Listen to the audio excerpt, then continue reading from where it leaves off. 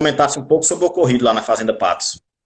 Vamos lá, o que acontece na Fazenda Patos? A Fazenda Patos, assim como Angico, são duas histórias assim que todo mundo traz na cabeça. Curisco e Lampião, né, os dois maiores nomes do estudo do cangaço. A grande polêmica lá qual é? Curisco atirou ou não? Zé Rufino foi covarde ou não? Eu vou dizer o que eu pesquisei, o que eu ouvi, e torno a repetir, eu não estava lá, mas é no que eu acredito. Muita gente diz que Zé Rufino foi covarde. Eu não acredito que Zé Rufino foi covarde. Eu não acredito. Por quê? Porque pelos depoimentos, na hora que a força chegou, teve a troca de tiros, Zé Rufino ainda gritou, se entregue que eu lhe garanto. Se entregue que eu lhe garanto. Mas eles preferiram fugir, com medo, é natural. Se eu fosse eu no lugar dele, eu fugia também. Por quê? Porque eu talvez não fosse confiar em Zé Rufino, sabendo quem Zé Rufino era. Então eles fugiram. Por que eu acho que Curisco atirou? Porque Curisco ele não estava inutilizado dos dois braços.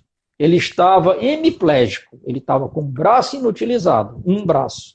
O outro ele podia fazer alguns movimentos. Tanto é que eu gravei um depoimento, está no meu canal, de uma menina que estava junto com eles, que brincava com a Zefinha. E nesse depoimento, ela disse que Curisco fazia trança no cabelo delas, amarrando uma com a outra. Se ele fazia tranças, o que eu deduzo? Que ele podia utilizar um braço. Senão ela não me diria isso. No depoimento da Dadá, se você já deve ter assistido A Mulher no Cangaço, lá no final ela diz que eles saíram correndo, Curisco na frente, ela atrás, e ela ouvia os gritos de Curisco. Ela diz com essas palavras: Curisco, quando estava no tiroteio, ele gritava bonito. Se ela diz isso, o que eu deduzo? Que ele estava atirando e estava participando do tiroteio. Né? Senão ela não diria isso. Então, pegando esses dois depoimentos e um outro que tem, eu não recordo agora o nome da pessoa, dizendo que realmente aconteceu esse tiroteio. E a prova é que Zé Rufino deve ter dado essa voz de prisão e não foi covarde. A prova maior é ele não matou Dadá nem Curisco. Ele foi baleado durante a fuga. Mas ele poupou a vida de Dadá e poupou a vida de Curisco, tanto é que a Dadá viveu muitos anos. Para ele, seria muito cômodo ele sangrar os dois ali na hora e até cortar a cabeça ali na hora, se quisesse. Era a profissão dele, ele era habituado com aquilo, era comum do dia a dia deles, e ele poupou a vida dos dois. Se ele poupou, então ele já foi para lá quando ele fez esse cerco, ele não ia matar, não. Eu acredito que se eles tivessem se rendido, os dois tinham sobrevivido. Mas Curisco, eu penso que ele resolveu fugir primeiro porque ele sabia que a cabeça dele valia ouro. Então ele não acreditou que Rufino fosse manter a palavra. Eu acredito que foi só isso.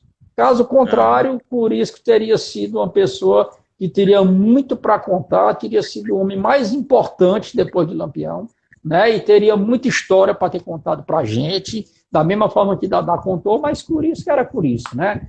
Seria um cara assim que, se tivesse sobrevivido, eu não sei se ele fosse preso, se ele sobreviveria da prisão, porque a gente sabe que existe muita a história da queima de arquivo. Por isso que era chefe de grupo, era um homem importante, e talvez alguns poderosos não quisessem que Curisco ficasse vivo, da mesma forma do que fizeram em Jararaca, lá em Mossoró. Da mesma forma Lampião. Será que se Lampião tivesse sido pego vivo, ele duraria muito tempo? É uma incógnita, né? Eu particularmente acredito que não. Mas eu vejo mais ou menos por aí. Aí a história de dizer que Curisco não podia atirar, isso aí surgiu porque isso torna a história mais bacana, mais bonita, né, mais poética. O cara estava aleijado, não podia atirar, a polícia cercou e matou covardemente. Isso aí, para quem escreve, é muito interessante uma história dessa, do que dizer o contrário. Isso aí você há de convir comigo que é bem diferente. Eu escrever, dizendo que os caras foram covardes e mataram assim e tal, isso aí vai tornar o cara quase um Marte, digamos assim. Eu penso dessa forma. Posso estar enganado? Posso, mas eu não Acredite no que eu estou dizendo.